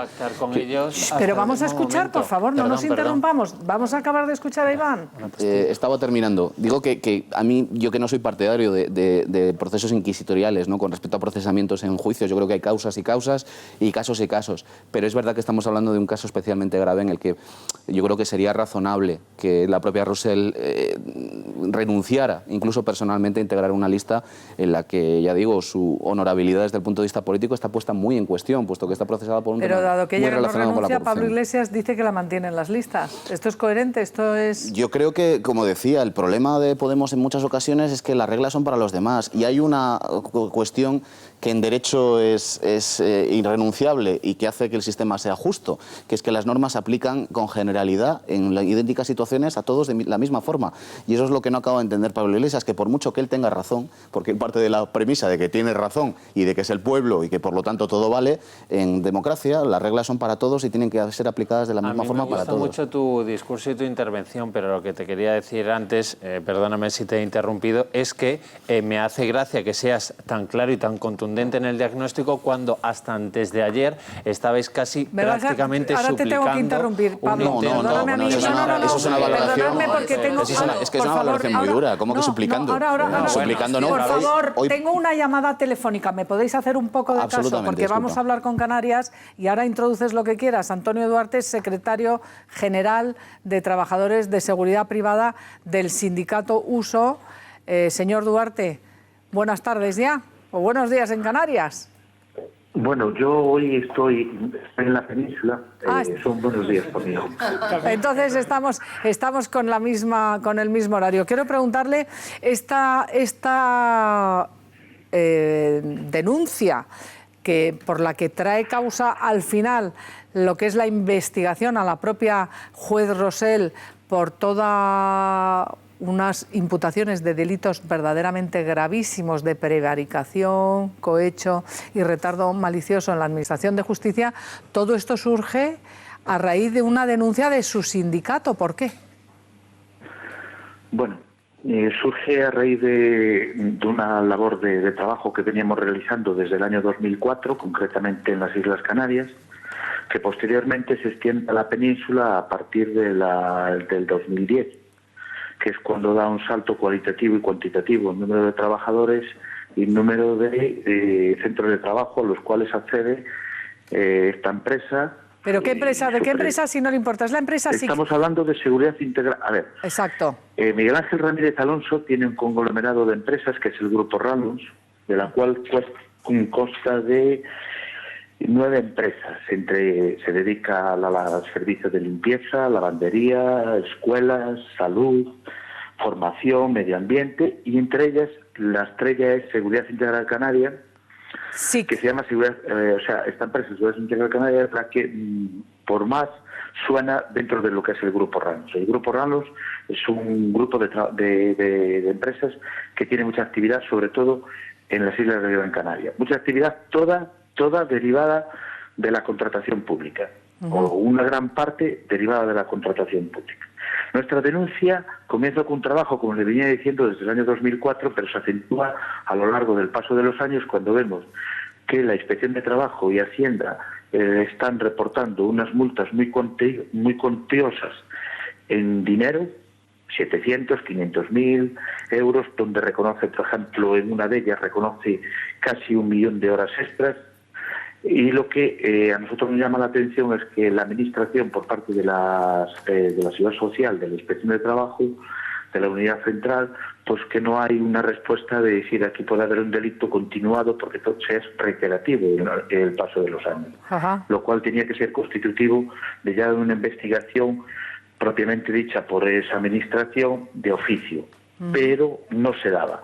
Entonces nosotros estuvimos recabando datos y pensamos que, bueno, que el ser de un sindicato no es denunciar penalmente a ningún empresario, para eso están otras instancias, pero no nos quedó otro remedio que coger y decir, bueno, pues tenemos que tomar medidas y paralizar a este empresario porque, la verdad, a nosotros nos estaba generando unos problemas muy grandes como organización sindical, dado que los trabajadores estaban cobrando, o están cobrando, algunos, bastante de ellos, 700 euros cuando su salario tiene que ser 1.000, porque es el convenio pactado.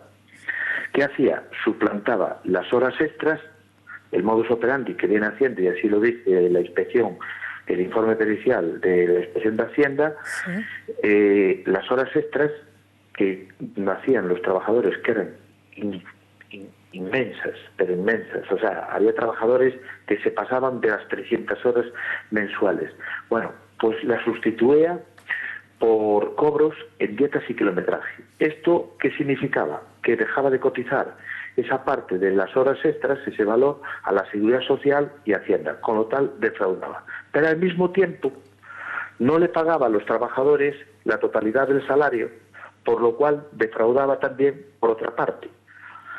Pero claro, esta segunda parte que le estoy explicando de los 700, la diferencia de los 700 a los 1.000 euros es una cuestión que se tiene que dirimir y se dirime en los tribunales laborales. La otra, que es la denuncia que nosotros hacemos y la Fiscalía, y en su día la hacemos a la Fiscalía Anticorrupción de la Audiencia Nacional en el año 2013, la Fiscalía ve que hay un volumen importante de fraude, pero como está saturada, decide trasladarla a la Fiscalía de Delitos de Fraude Fiscal a las Islas de Gran Canaria. Sí. Y es ahí donde empieza todo el periplo que, bueno, la Fiscalía empieza a investiga durante una serie de meses y en el año 2014, en febrero, nos traslada a nosotros que va a judicializar este asunto. Y es donde cae en el juzgado número 8 de Las Palmas de Gran Canaria, donde anteriormente estaba la juez Rosell. Y entonces, a partir de ahí, ustedes le piden una fianza. Dicen que la juez pida una fianza por el importe millonario del fraude del que estamos hablando contra los trabajadores, de los posibles delitos contra los trabajadores, y tengo entendido que la juez no tramita esa fianza nunca y solo lo hace al día siguiente, no, pero a los pocos días de llegar el juez sustituto, el que sustituyó a la señora Rosell. Mire, nosotros nos personamos, y así estamos personados, como acusación particular, no popular, sino como acusación particular. Exacto. Que hay una diferencia sustanciosa, sí, dado porque nosotros el hueso del trabajo se lo hemos dado hecho en este caso a la Fiscalía y a la jueza. Bien, ¿y qué es lo que piden? ¿Y qué es lo que piden como acusación? En base al fraude, 60 millones de euros, que es el cálculo que nosotros hacemos conforme a la ley. Ahora bien... 60 millones de fianza. Sí, 60 millones de fianza. Sí. En un principio, la señora jueza Rosell nunca resolvió la fianza, como tampoco no resolvió otras cuestiones que le hemos pedido, que es la ampliación del objeto de la denuncia a las empresas que tiene dentro del Grupo Ranos, porque entendemos que tiene que haber una investigación porque se pueden derivar las mismas actitudes delictivas de una empresa al estar dentro de un grupo, de una empresa a las demás. Pero en concreto la fianza, la señora Rosell nunca nos la pidió. Es más, a nosotros nos llamaba muchísimo la atención y hemos tenido innumerables debates entre nosotros y nuestros servicios jurídicos porque no entendíamos cómo no se podía resolver esta cuestión de la fianza. Sí. O sea, si nosotros la estábamos pidiendo, pero teníamos que tener una contestación. ¿Pero de cuánto tiempo ustedes pedían y ni siquiera se dignaba a responderles? ¿No hubo ninguna tramitación por parte del juzgado donde dijera sí o no estamos de acuerdo con la fianza? Nada. Ningún comunicado por parte del juzgado. Ninguna providencia. Yo no solo puedo confirmar eso con toda la exactitud porque no tengo la documentación aquí presente. Ya. Pero lo que sí le puedo decir que creo que no nos ha dirigido ningún documento, estoy casi completamente seguro, y pues mire, durante un año y medio ha durado casi 18 meses, digo yo que sería entre los 18 y los 20 meses duraría este proceso de paralización que ha tenido este expediente, este procedimiento. Por parte de la juez Rosell. Y la cuestión siguiente, el descubrimiento, porque además así lo declara el propio empresario, Miguel Ángel Ramírez, que él tiene relaciones económicas con la pareja de la juez. Y claro, esto ya resulta escandaloso. Desde el año 2003 le viene dando dinero para que en sucesivos contratos, uno en 2003, otro en 2005, otro en 2007, en 2008, y hay un último contrato cuando deja el juzgado de 300.000 euros. Pero el descubrimiento de que la pareja de la señora juez resulta que recibe cuantioso importe económico por parte del empresario al que ustedes denuncian, ¿qué sugiere para ustedes? Pues lo que sugiere para cualquier persona que tenga sentido común en este país, que tampoco todos lo tienen. A ver, mire, no es yo creo, a mi entender, y es mi punto de vista, que no tiene por qué ser así, pero a mi entender, esto yo creo que aquí ha habido pues una falta de voluntad igual de la señora jueza de resolver esto como lo tenía que resolver. No creo que, a ver, por otro lado le puedo decir que el señor Carlos Sosa, a mí personalmente, me ha achacado pues una conducta de que yo trabajo para unas empresas determinadas o para un grupo de empresas, cuando yo en aquellos momentos pues sí era un trabajador de una empresa, pero por mi condición de secretario general, bueno, pues mi actividad la tenía que desarrollar a completo en el día a atenderla. No podía estar trabajando. Ya, pero perdóneme, pero es que esto no me parece relevante. O sea, yo la pregunta que le hago concretamente es que el compañero sentimental de una jueza cobre dinero, y mucho dinero, por parte de un empresario que recibe una denuncia y que esta jueza paralice ese sumario, desde luego hoy le han preguntado al juez sustituto, que es el juez Alba, le han preguntado públicamente sobre esta cuestión y ha dicho que él se hubiera inhibido. Y yo creo que también se tenía que haber inhibido. Estoy con el señor juez. Lo que le puedo decir, hasta que llegó el señor Alba, el juez Alba, este procedimiento estaba paralizado y con él se concluyeron más cuestiones en menor número de tiempo, 2, 3, 4 meses, le puedo decir, que en los 2 años que... ¿Y cómo está en este momento la causa? ¿Este empresario está inculpado, está acusado, está imputado? ¿Se ha pedido una fianza para él? ¿Cuál es la situación rapidísimamente en estos momentos? Pues mire, estamos pendientes de que la Hacienda Pública creo que ya la ha remitido al juez. Le digo creo porque está... Yo tampoco le puedo decir cómo está el sumario. Sí, sí. Pero creo que ya ha emitido ya los bienes que tiene este señor y bueno, esperaremos que que pasen ya, si no paga, si no avala con dinero, con propiedades los 17 millones, pues pasarán a los embargos. O sea, ¿se le ha pedido una fianza de 17 millones? Entiendo. Sí, eso es lo final. La fianza de los 60 millones, después quedó en 35 y con un recurso que presentó la contraparte nuestra, o sea, su defensa, que es el... Sí, se quedó en 17 y por lo tanto está pendiente ahora de aportar los 17 millones, que si no lo hacen dinero, le entiendo, lo tiene que hacer con sus garantías personales, ¿no? Sus bienes. Correcto. Pero Miguel Ángel Ramírez Alonso está condenado en firme a 3 años y 1 día de prisión por un delito ecológico, que en su día el gobierno, el ministro anterior de Justicia, pues lo indultó parcialmente, que ese indulto se ha recurrido y la magistratura pues lo ha denegado. Perdone, ¿quién lo indultó? ¿Quién lo indultó? El anterior ministro de Justicia. ¿El señor Gallardón? Correcto. Ah, pues bueno saberlo. O sea, que estamos aquí de sorpresa, de sorpresa en sorpresa. 3 años y 1 día. Este hombre, si hubiera justicia, tendría que estar ahora en la cárcel. Ya, y en este momento entonces tiene que depositar una fianza de 17 millones de euros.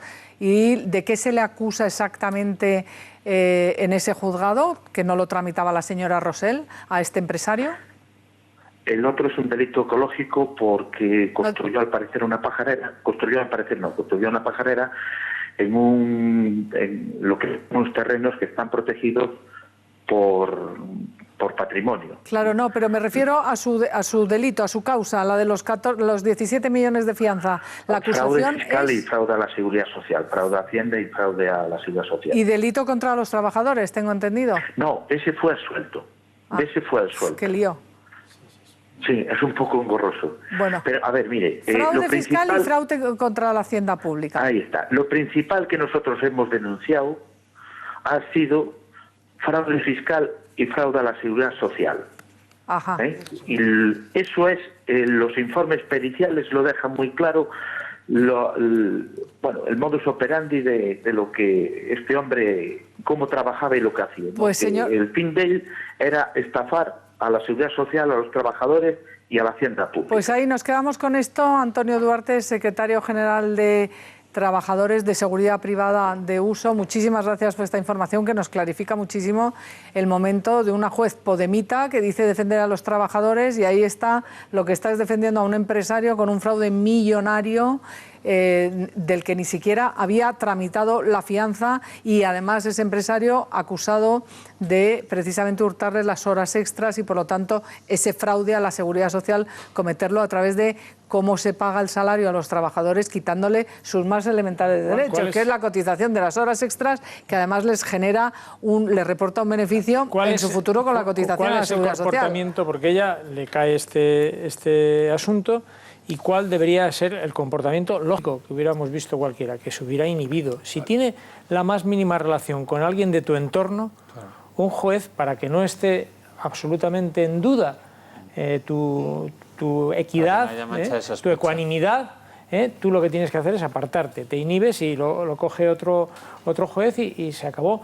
Pero claro, habiendo esa relación personal, digamos, tan próxima, su proceder siempre estará comprometido, digamos, o puede estar puesto en duda como mínimo. Entonces, aquí donde ha fallado desde mi punto de vista de primera, luego ya dirán a ver si ha hecho todas esas cosas que se le acusan. Pero de momento, lo que no cabe duda es que ella no tenía que haber estado juzgando aquello. O sea, que también a ella, no hubiera cometido el delito, claro. Le ha fallado el código ético también a ella. ¿Qué es lo que ha hecho Pablo Iglesias ante todo esto? Yo estoy de acuerdo con tu diagnóstico. Decir que todo es una especie de complot en contra de la magistrada, que el partido Podemos la respalda al 100% y que tiene que ir a las listas electorales. A mí me parece de verdad que se está intentando engañar y a manipular a la opinión pública de una manera tanto brusca. Ha salido una noticia que es una pintada precisamente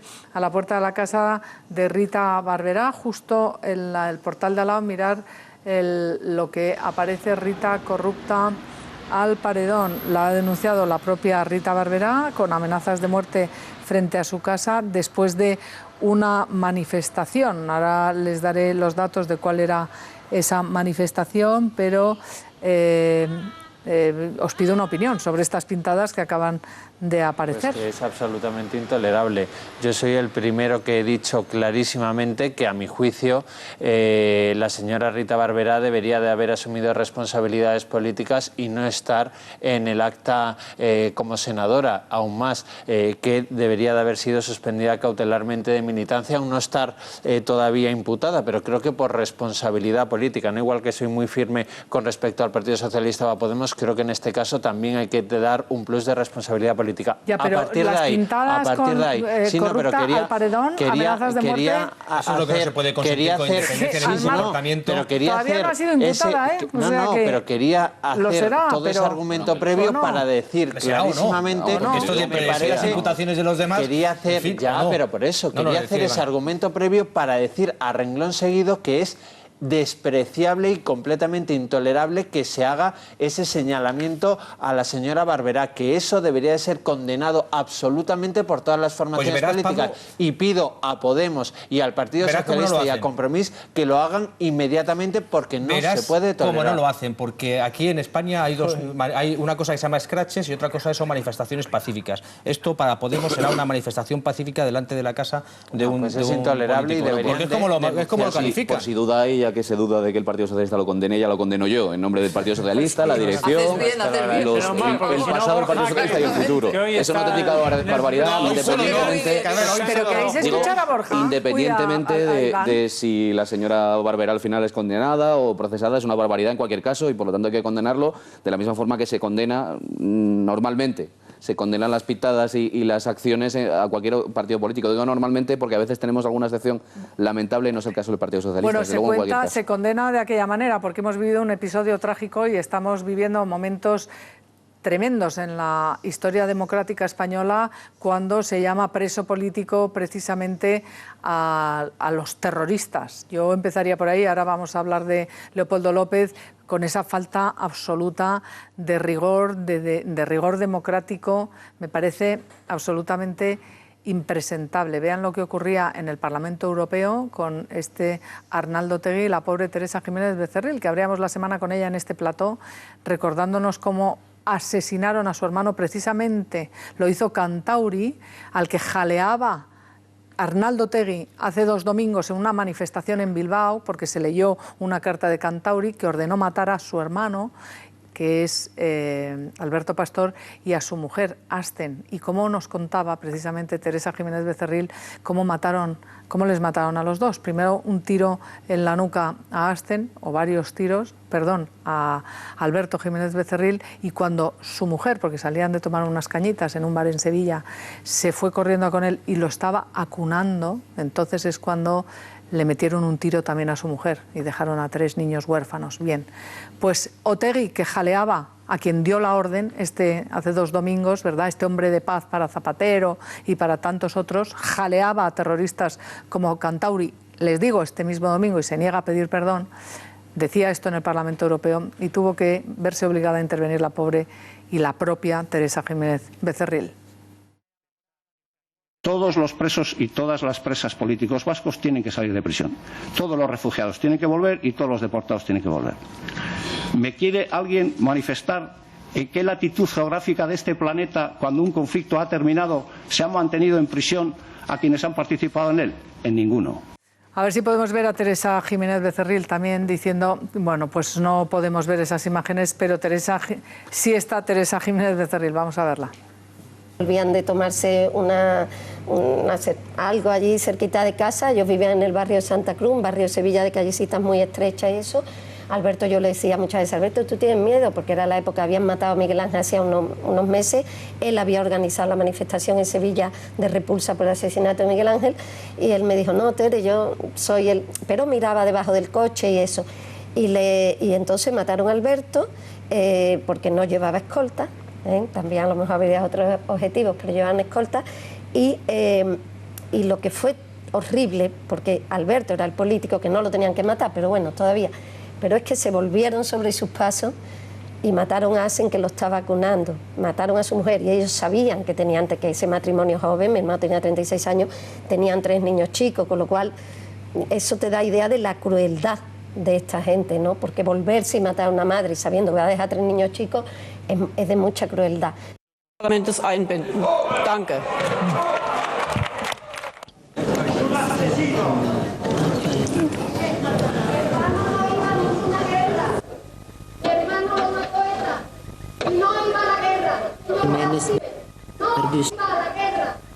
Eine Provokation.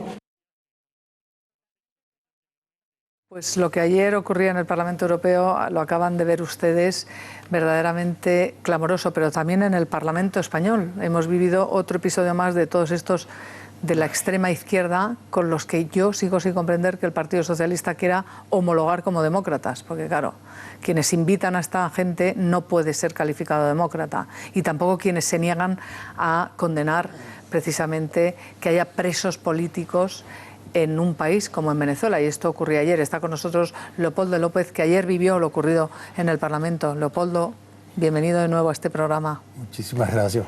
Vamos a ver si le parece lo que pasó ayer en el Parlamento, porque quienes llaman presos políticos a los terroristas, asesinos y criminales se niegan a llamar preso político.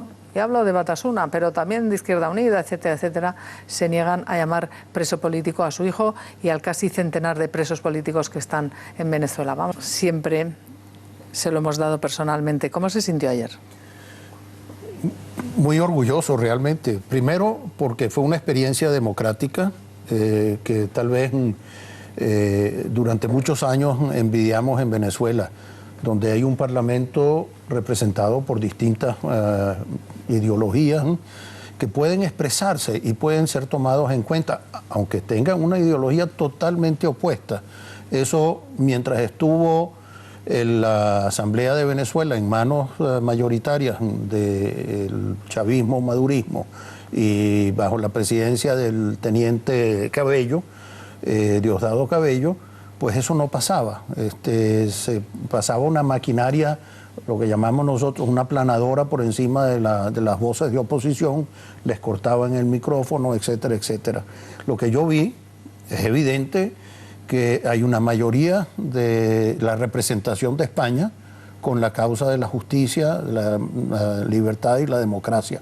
Si sacamos cuenta y vemos que la verdadera representación del soberano español está ahí en esa Asamblea de Diputados, yo diría que el 80% de España está con la causa nuestra. ¿Y qué le parece el restante? Lo que allí se dijo, que ustedes que no son presos mucho políticos. Que a veces los valores y los principios no tengan la prevalencia sobre la ideología.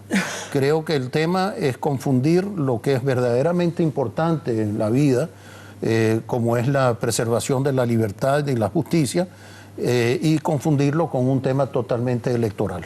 Ajá. ¿Y qué le diría, señor López, a la representante de Bildu, que ha dicho en esa tribuna en el Congreso de los Diputados que Leopoldo López, su hijo, no es un preso político?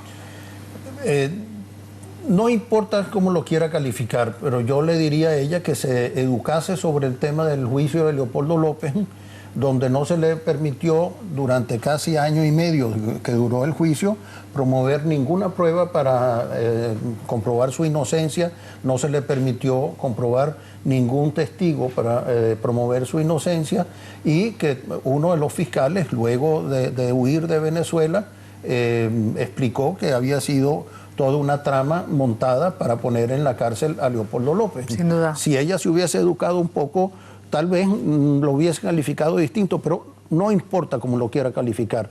Es un preso injusto, es un preso que está en la cárcel por una forma aberrante de la justicia. Tenemos que hacer una pausa, Leopoldo, pero antes de irnos a publicidad y volver, porque vamos a seguir hablando de esto, ¿cómo está Leopoldo, su hijo? ¿Cómo está? Adiós, gracias, está muy bien. Está muy bien. Muy bien. Bueno, pues no se pierdan, porque ahora seguimos hablando de esto, que es vital, porque esto ha pasado en Venezuela.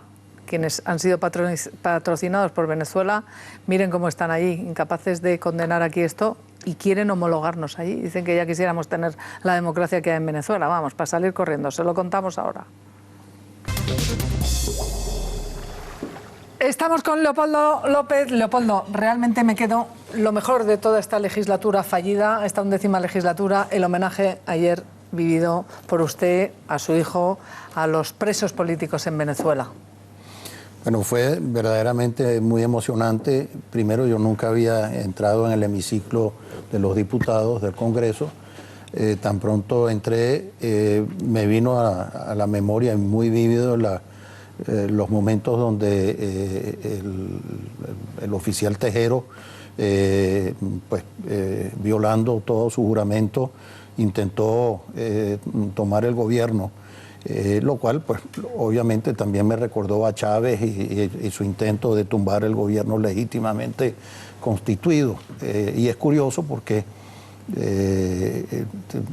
cuando uno ve enfrente lo que es la historia y buscaba en el techo, como me decían, habían dejado todavía las cicatrices de los tiros de Tejero, uno inmediatamente aprende la lección. Tenemos que ser gente civilizada, tenemos que respetar las reglas del juego, ser tolerantes, ser democráticos. Es la única forma de progresar en la vida y, lógicamente, al ver, pues, como dije antes, la representación de la mayoría de España pararse y aplaudir de pie en reconocimiento, no a mí, y lo digo muy sinceramente y humildemente, no a mí, ese aplauso era a mi hijo y a los presos políticos. Desde luego, y desde aquí lo hacemos siempre. Quiero preguntarle por su hijo, ya nos ha dicho que está bien, y cómo está el resto, porque sabemos que en Venezuela ahora mismo están ustedes, está su familia, están todos los venezolanos a punto del colapso, ya no tienen que ir a trabajar, ya por decreto les ponen los días de trabajo, la luz se les corta, no hay absolutamente alimentos, medicinas. ¿Cómo están? Bueno, es terrible y de hecho, bueno, ya comienzan a haber indicios de saqueos. Desde los últimos 2 o 3 días estamos recibiendo noticias de saqueos buscando comida, buscando alimentos en ciudades como Maracaibo, en la misma Caracas, y medicinas, por supuesto. Yo, por ejemplo, recibo casi a diario peticiones de mi familia que le busque medicinas y que las mande con la primera persona que encuentre, porque curiosamente no se pueden enviar por los correos, está prohibido, es un tema internacional, ni por courier tampoco. Entonces, mi yerno, que sufre de hipertensión, no tiene las medicinas en Venezuela, se las tengo que comprar aquí. Mi hermana, que tuvo una infección y necesitaba unos antibióticos, no los conseguía. Lamentablemente a veces es difícil conseguirlo aquí.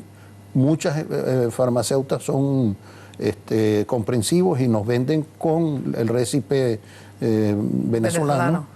Pero muchos también son más estrictos y no lo venden como debe ser, pues, es decir, pero estamos haciendo todo un esfuerzo para mantener a la población con sus medicinas. Fíjense cómo está en estos momentos. Gracias, Leopoldo López. Nuestro abrazo siempre. Y antes le voy a pedir a Jaime, a ver si con ese brazo tan fuerte que tiene. Jaime González, gracias.